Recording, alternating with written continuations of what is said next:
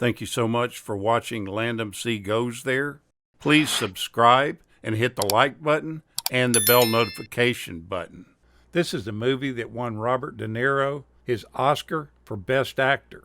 It's also a film that earned Martin Scorsese his first nomination for Best Director. That movie that we're talking about is Raging Bull.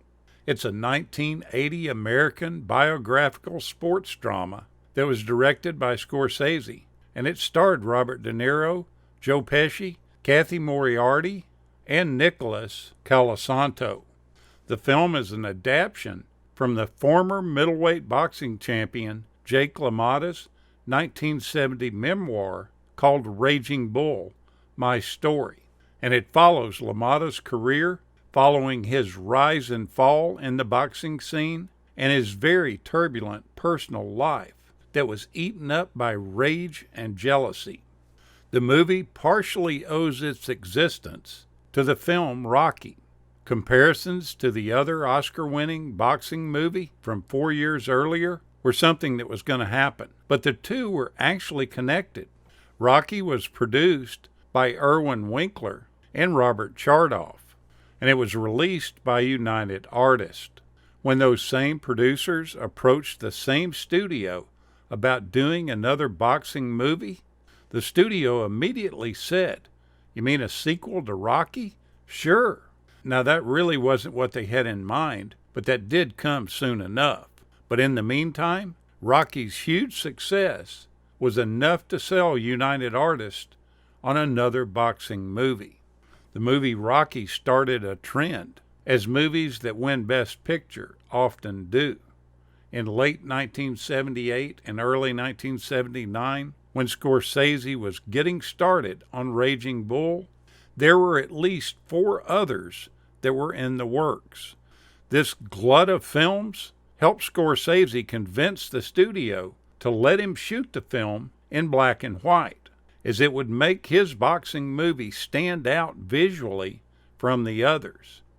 For research for the film, screenwriter Martin lived with Jake LaMotta's ex-wife for a few days. Vicky LaMotta was open enough to the idea of a movie about her ex-husband, so much so that she let Martin visit her in Florida and just completely pick her brain about her relationship with this volatile boxer. It's strange to imagine this film without the Joe Pesci character in it, but that's how it was in the writer's first drafts of the film. The book didn't feature Joey as a prominent character at all. Paul Schrader was brought in to help rewrite the script somewhat, and he decided that the story would be much more compelling if it involved brothers rather than a story about friends. So he introduced the Joey character to the film. This creative process turned out to be problematic later, when Joey LaMotta sued for defamation because the movie had attributed him to a number of unwholesome deeds, most of which he had never really done. Scorsese shot all of the boxing scenes, then he shot all the non-boxing scenes, and he did this at opposite ends of the country. The boxing was shot in LA, and everything else was shot on sets or on real locations in New York. The real Jake LaMotta was on the set for the boxing scenes, but not for the dramatic scenes. The retired boxer cooperated eagerly with the director, despite the fact that it's a pretty unflattering depiction of himself. But he's been pretty frank about his shortcomings in his autobiography. He was on hand to give technical advice to De Niro when the boxing matches were being shot, and the actor was completely grateful for his presence. But when it came time to shoot the non-boxing stuff, Scorsese asked him not to tag along. LaMotta completely understood. He said, "They really don't want me there because they don't want some guy coming over and saying, 'That's not the way I did it.'" So he stayed completely away.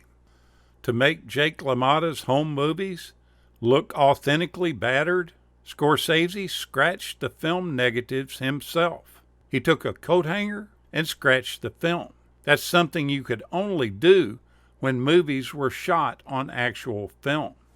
We mentioned Joe Pesci earlier, and before this film was made, he was running an Italian restaurant when Robert De Niro and Scorsese approached him about being in this movie. Pesci had been a professional actor and a musician, off and on since childhood, but he called it quits in the 1970s.